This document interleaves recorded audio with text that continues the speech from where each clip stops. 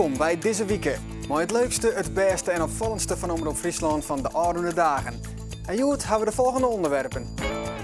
Fries Dagblad oernaam troch NDC. Pieter Wening volgt tour thuis op Harkema. En 20.000 lilke bijen. Dit en meer in deze week. Het Fries Dagblad is oornomen troch de Noordelijke Dagbladcombinatie. De NDC is eigenaar en uitjouwer van de Rijoude Krant en het Dagblad van het Noorden. De krant is van de hand die voor €1, maar ik de schulden min oornomen. De stap in niet zaak, omdat het Dagblad het financieel net meer redden kon. Het Dagblad had de laatste jaren vaker in zwierwaar zitten. Maar deze crisis koer de kranten net zelfstandig hoe libje. En dat wils die zelfstandigens altijd heel belangrijk voor de kranten wie. Wichtige reden dat de keuze is voor de NDC is dat ze haar een christelijke identiteit behouden kunnen. Er staat Joert in uw krant dat de lezer van het Fries Dagblad zal er net het meeste van vernemen. Want de redactie blijft haar eigenzinnige koers varen. Absoluut, daar is geen discussie over. Ik denk dat juist hierdoor het ook duidelijk is dat we niet koprompachtige kranten maken met Leeuwarden Krant of met Dagblad van het Noorden. Nee, het zijn eigen bladen, eigen titels met een eigen lezersgroep. En we moeten zorgen dat we die eigen lezersgroep maximaal gaan bedienen. Je kunt denken aan het model van de persgroep. Dat is de uitjouwer van Trouw, Volkskranten, AD en Parool. Die zitten al jaar in één huis in Amsterdam. En er een uit één die denkt als hij de Volkskrant zegt, dit lijkt het op Trouw. De oername van het FD komt op een raar moment. De NDC is bot on het saneren. Een tredder van het personeel komt in kwatten op stritten te staan. Maar dat het FD bestaan bloot is ook voor de NDC van groot belang. Want de kranten wordt op de passen van de Lijoude kranten drukt en tegelijk bezwargen. Het is dus eigen belang in zoverre dat we ze nodig hebben in de drukkerij. Het is op de korte termijn en op de lange termijn geloven wij erin. En dat je titels om je heen verzamelt die eigen zijn op een gebied. En daarmee ook tegelijkertijd heel duidelijk dat zien dat we niet voor één grote krant gaan. Maar juist voor hele specifieke titels die ook absoluut zelfstandig blijven bestaan. Het is de bedoeling dat het Fries Dagblad onder de eind van dit jaar maar een liedse weens draaien kan. Maar daarvoor moet er wel wat gebeuren. Bij het Fries Dagblad zijn er een aantal functies die direct overlap hebben, waar je ook direct ook bij betrokken zullen zijn. Financiën, techniek, daar kun je je voorstellen dat je al direct een relatie hebt. En op de andere stukken ietsje later. Maar uiteindelijk zullen we voor het einde van het jaar het Fries Dagblad organiek volledig integreren in onze organisatie. Bij het FD werk je nu nog 60 mensen. De politie houdt er rekening mee dat de deer van een poppen in Ljouwert, die sneu een stoorn is, mogelijk een misdrijf is. Sectie moet de deersoorzaak van het jonkje nou uitwijzen. De 24-jarige mem is aangehouden op verdenking van belutseners bij de deer van haar poppen. Een 16-man sterk rechercheteam docht onderzoek naar wat hem sneun in een wenning in de Ljouwerwijk de wielenpalen ook correct afspelen had. Een jonkje van 8 mannen rekken daarbij zwier verwoenen. De opa die is met het gewonde babytje naar het ziekenhuis in Leeuwarden gegaan.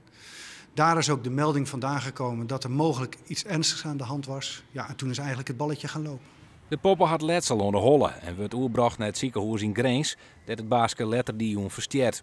De 24-jarige alleenigstaande mem werd aangehouden. Van mogelijke betrokkenheid bij de dood van het babytje. Ja, en wat dat precies is geweest, dat moet uit het onderzoek naar voren komen. Hoe ziet het onderzoek er nu uit? Nou, het onderzoek richt zich natuurlijk allereerst op de moeder. Die wordt op dit moment ook gehoord. De andere personen die in die woning waren, die worden op een later moment gehoord. Maar die maken onderdeel uit van het onderzoek. Als we met iedereen hebben gesproken, pas dan kunnen we exact zeggen wat daar gebeurd is. Maar zover is het nog niet. Hoe de deersoorzaak van de poppen wil de politie vanwege het onderzoek nog niet kwijt. Wel binnen ze drokdwaande met buurtonderzoek. Nou, op het moment dat zo'n verhaal in een buurt gaat rondzingen, ja, dan doet dat iets met een buurt. De verslagenheid is er. Het heeft natuurlijk alles ermee te maken dat de moeder is aangehouden, het babytje is overleden. Ja, dat is natuurlijk heel triest. Geen brede angstcultuur bij de gemeente Smellingelaan. Maar er zijn wel 2 afdelingen dat grote problemen binnen. Vooral tussen de leerlingjaanden en de maaiwerkers is er een sfeer van wantrouwen. Opvallend is verder dat maar liefst 1 op de 3 vindt dat er aan functiespolitiek dienen wordt. Dat zijn de conclusies van bureau Berenschot, die in opdracht van de gemeente onderzoek diert naar de bestuurscultuur. Het is pijn. Zeker pijn voor een aantal mensen die nu in het licht staan. Maar zoals ik eerder zei, je kan er nu wel over praten. En dat is wel een goed vertrekpunt. En daar ben ik wel blij om. Tussen de middag giet het gemeentehuis sticht zodat de 450 maaiwerkers naar de oerkant kunnen. De lawaai om derde uitkomsten te jaren. Het onderzoek van Beren Schot kwam er nadat oud-maaiwerkers via Omroep Friesland een boete brachten dat ze werken in een sfeer van intimidatie en angst. Conclusie, organisatie breed in die cultuur de net, maar op 2 afdelings is het goed mis. De bestuursondersteuning speelt al langer een conflict. Nee is dat de afdeling publiek, dit bijgelijks de baliefuncties ondervallen, net goed functioneert. Altijd speelt er wel op afdelingen wat. Dat het in deze omvang op deze afdeling speelt, wie vroeg ik even nee. Ja. En in die zin ben ik natuurlijk daar wel een beetje verschrokken. Het is duidelijk naar voren kwamen te spelen, denk ik. En verder had ik geen commentaar. In grote lijnen is gewoon een hele gezonde organisatie. De ex-maaiwerkers die de zaak naar boeten gebracht hebben, zitten er wat dubbel in. Beetje teleurstellend. En aan de andere kant, ja, het is wel 18% en dat is wel meer dan 80 man. Dat die net fijn uit werk te gaan. Dus de heerst wel degelijk er wat. Het probleem zit hem vooral bij 3 leadingjaanden. Die blowen voor eerst gewoon aan, maar de zaak moet nou wel oppakt worden. Ze zullen samen, en dat zal zeker door de directie zal ze daarmee gaan bemoeien. En we voor moeten zorgen dat we een situatie krijgen dat er vertrouwen is, dat er sociale veiligheid is op die afdeling. Maar dat is juist de basis van het probleem. Dat vertrouwen in net. Dus kunnen zij er maar elkaar uitkomen of moet je dan extern bureau inhieren? Ja, nou, dat zou best kunnen. Stap 1 is nu te zichtbaar gemaakt. 2, de leidinggevende zegt van ik herken dit. Ik wil hier ook mee aan de slag. Ik ga ervan uit dat zeker de mensen op de afdeling er ook mee aan de slag willen. Het vertrekpunt is een hele kritische. Opvallend is verder dat iemand op het trein maaiwerkers vriendjespolitiek binnen de organisatie constateert. Nou, als het gaat om invulling van een aantal vacatures uit het verliezen, dan is het zo, wat burgemeester Van Beckham-Eccleston had, formeel gewoon. Mochten dat soort keuzes maken worden en dan wel een directie, dan wel college, hier juridisch jongen, daar heb ik de ruimte voor. De vraag is alleen nog van, ja, is dat nou een verstandige keuze geweest?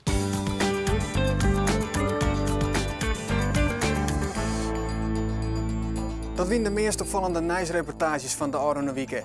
Het nieuws en orenzaken door Omroep Friesland ben ik te vinden op Facebook. Zoek op Facebook/omroep. Ja, wilste hutfietsers dwalen binnen maar de belangrijkste wedstrijd van het jaar zit Pieter Wening thuis voor de televisie. De 22-jarige Harkiet glitst de Tour onder voorbij gaan en richt het hem in het tweede deel van het seizoen op de wat lietsere meerdaagse koersen. Als de 100ste editie van de Tour de France op Corsica van start gaat, zit Pieter Wening thuis voor de televisie op een Harkema. Wening liet de jubileumeditie van de Tour aan hem voorbij gaan. In december had hij in Ulis met de ploegleiding van Orica Greenedge kiezen voor een oorprogramma.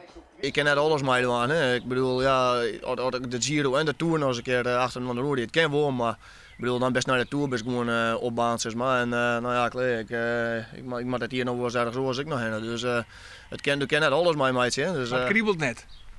Nee, ik kan me wel genoeg rijden. Ik kan vaak genoeg rijden. Het is gewoon een wedstrijd. Hè. Het is net leuker als er onder staat zit. Dus nee, het is wel het woord van je verwachten. 5 keer had Pieter Wening de Tour rijden, maar als absoluut hechtepunt de etappe-oerwinning in Gérardmer. In 2004 drukt Wening zijn chill krekt wat jeder over de streek als de Duitser Andreas Kleuden. Het verschil is 4.000ste van een seconde. Het is nog altijd de laatste etappe-oerwinning van een Nederlander. Wening hoopt dit hier op een op Nederlands succes en zet zijn yield daarbij in op Liewe Westra. Ik denk van Valjoe, dat is een schitterende tour, denk ik. Normaal na zo'n 8 dagen denk ik dat er al een redelijk klassement zit. En als dan wat achter zit in het klassement, dan kun je in principe alle vrijheid krijgen om er eens een keer in te banen, zeg maar. Dus nou ja, op zich is het wel een hele mooie tour, denk ik, om te zien aansnoemen per week. Maar ik van Liewe Westra lezen er dus mogelijkheden. En het zou toch wat wezen dat dan, als er weer eens een etappewinnaar is, dat hij dan weer uit Friesland komt. Ja, dat mag eigenlijk wel natuurlijk. Hè. Ik bedoel, maar die eigenlijk wel in de buurt blijven. Net alleen nog in de Tour had Wening succes hoor. Wening wie ik al eens een keer de rapste in de Giro d'Italia. Als hij nou echt nog een etappe pakt in de Ronde van Spanje, jet hij het aan select zelfskip. Want er zijn maar een paar Nederlanders die een etappe pakt in alle 3 grote rondes. Dat zult dit hier in elk geval net barren, want Wening zit hem in het tweede gedeelte van dit seizoen vooral rochtje op de wat lietsere koersen. Ik richt me dit hier wat meer op dat meerdaagse van de weekend, zeg maar. En, de Ronde van Polen, Bugelieks? Ronde van Polen en daarna de Canadese wedstrijden. Lombardije, dat zijn wedstrijden waar ik eigenlijk meer om in trekken kom, zeg maar. Dat is echt, dat zijn meer wedstrijden waar mijn parcoursen binnen, zeg maar. Dus ja, ik focus me eigenlijk meer op dat soort wedstrijden die me eigenlijk het beste liggen nou. En in plaats van dat ik oordeel wat wedstrijden rie en vierste volle door. Dus dit is eigenlijk wel, deze onderpak is eigenlijk wel beter zo. Op zo'n 20 juli riet Wening weer een koers, want dan is de Ronde van Polen. Ja, Pieter Wening zit dus thuis, maar Liewe Westra liet hem goed zien in de Tour de France. Westra zit lang in een kopgroep van 4 man, maar 12 kilometer voor de finish waren ze in Roen. De winst ging naar een ploeggenoot van Pieter Wening, de Australiër Gerrans van de Green Edge ploeg, won de sprint van een Utinna peloton. Sagan, die waard tweede.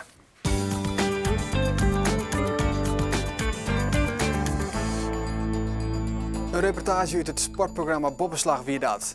Morgen vanzelfs weer een nieuwe editie, naar Joet, het waar en heer.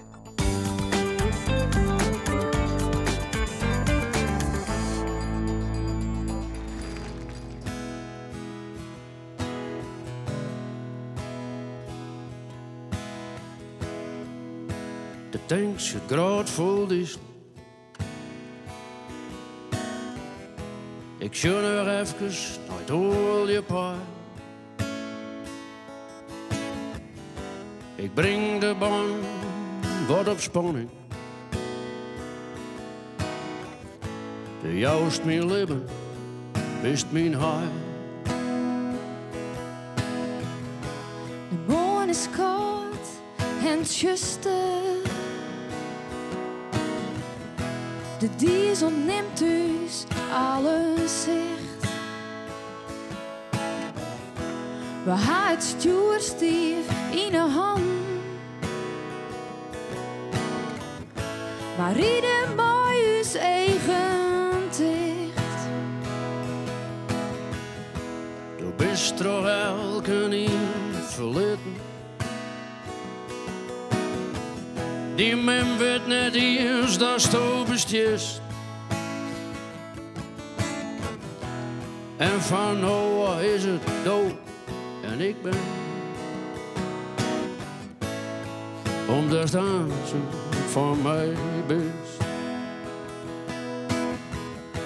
Du bist toch elke niet verstitten. Enkelt om was du bist. Let u sloepen door de nachten. Ik weet dat sto mij net missen kist. Voor u sluit een brede sneldik. En uw doel dochter net daar. Als wij maar together binnen. Als ik die maar bij me had. Zwaar eenzaam en schijne zielen. Opjaait in de lange nacht. Als ons ketten wild, als eer me dwarmes. Ze voelen wij ook hoor in de nacht. Je luist die armen om mijn schouders. Uw lot is verkeerd en vals. Maar niemand zal de vlok verbrekken. Ik drink het bloed dat uit de hals. Voor is luid een brede sneldik. En uw doel dochter net daar. Als wij maar together binnen. Als ik die maar bij me had. Als wij maar together te jaren binnen. Als ik die maar bij me ha.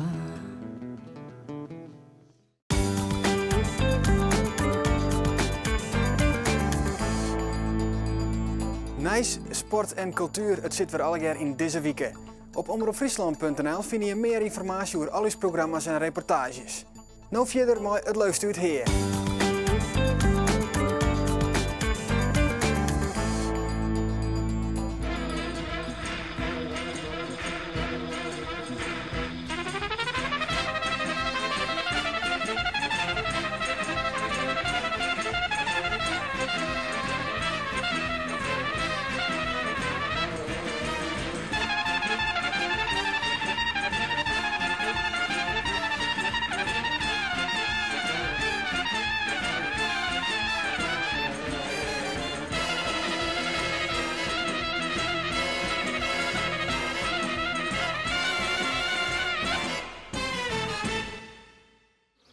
De meeste mensen vinden bijen wel eng, maar wij niet. Onze bijen steken niet, Stefan, toch?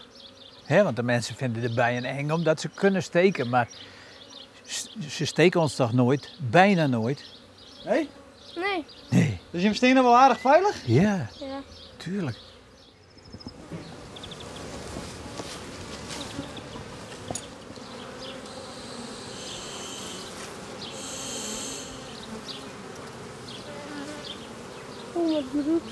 Ja, dit is een heel mooi raampje, maar daar komt, achter elk gatje komt dus een jonge bij uit.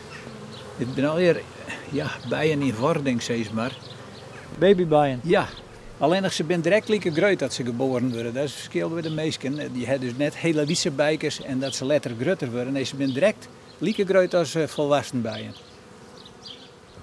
Zo'n aparte bevalling worden dan dus? Ja. In die hele massa bijen van 3000 is er maar één san, de koningin. Het achterlief is langer, dat is het enige verschil eigenlijk. En met het achterlief laat die koningin oikens in elk gatje.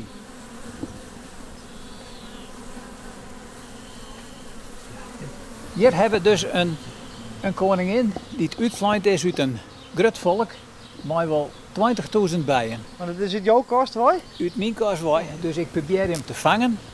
Hoe vang je 20.000 bijen? Ja, nou dat. Dus ik probeer hem met een schep, korf heet het dan in het Nederlands.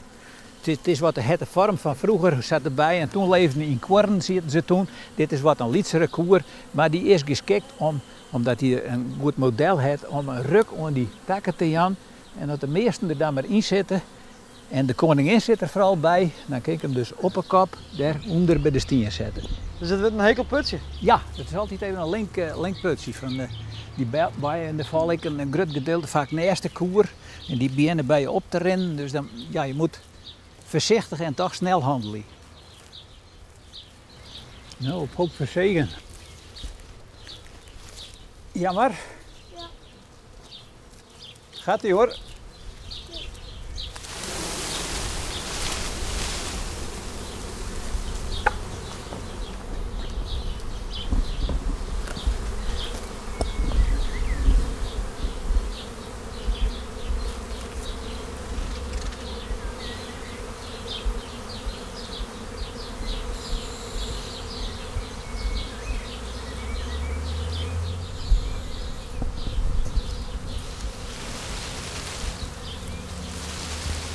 Nou proberen ze volle mogelijk in te krijgen? Ja, dat de kans zo groot mogelijk is dat de koningin erbij zit, want dan is er al je wel in. En Reekter heeft een hekel aan. Ze worden wel een beetje zagrijnig, zat die hebben. Ja, maar dat komt ook door de massa die het vleenen vanzelf. Want ik heb nog geen sterk hand, dus... Een bij die wil altijd hangen, die wil net op een grond zitten. Dus zij hebben de neiging om al in die koer hangen te gaan.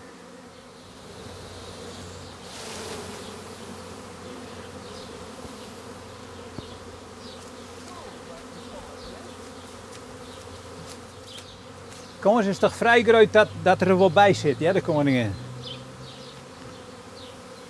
Voorzichtig zijn. Ik zie de koningin hierin. Ja, zo, die gaat er.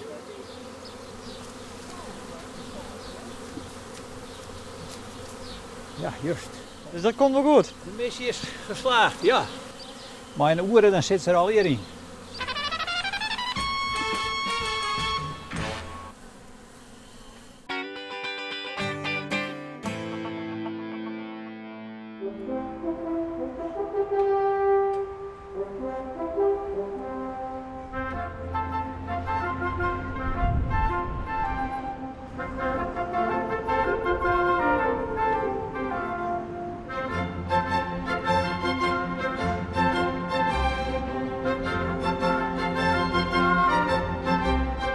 Nou, we hebben dus een wc op een zanden verdieping. En die baas van ons, die wil graag dat we hier naar het toilet gaan. Want ja, als we elke keer naar beneden moeten, dan kost het dat veel te volle tijd. Dus ja, daarom gaan we hierheen. Hoe zit dat? Nou, dit zit heerlijk. Ja? Ja, zeker. Maar ja, we mogen net te lang zitten, want we moeten heel hard bouwen. En het moet omheen, moet het spul. Het moet kleren. Ja. We zitten altijd maar een opleverdatum. En hij is hier al eens even best zitten? Nee. Echt net? Nee. Maar de meeste net, je? Nee? Nee, toch ik net. Het had een reden? Ja, het is net heel schoon. Dan denken we het wel schoon maken. Maar ja, er zijn altijd viespeuken bij die meester er één grote zwijnenstal van. Oh ja. Dus het is even mieren en kleed? Ja, het is even een pisje om het maar netjes te zetten. Oh ja, sorry. En dan er weer uit. Als het tussen wc leeg worden maar, dan komt de kraan en die pikt hem even in. Die draait hem naar beneden en dan komt er zo'n heel mooi mansje die wc weer even schoonmaakt. Nou ja, en 4 tellen later dan gaat er weer naar boven en dan komt er weer mooi op zijn plakje te staan hier op een zanden verdieping. Als het rustig waar is, ja, dan stond het hier wel rustig. Maar ja, als het hard waait, ja, dan gaat het denk ik tekeer. Maar ja, dan waren sommigen hier niet in. Nee? Nee. Die gaan dan gewoon naar beneden. Want het waait nou ook nog wel aardig. Ja, maar ja, ik ben net zo bang online, dus maak het mij net zo vol uit. En heb je dat wel eens vaker, zo'n wc op deze hichte? Nou, ik maak je dit voor het eerst mee. Ik heb wel bij Orenheren gebouwen geweest, maar daar gingen wij gewoon naar beneden. En dit is gewoon heel efficiënt. Dus we gaan dit nog volle vaker zien? Ja, absoluut. Ja, zeker weten. Ja. Een revolutie op Dixiegebied. Absoluut. Kosten besparen en hartstikke goed idee.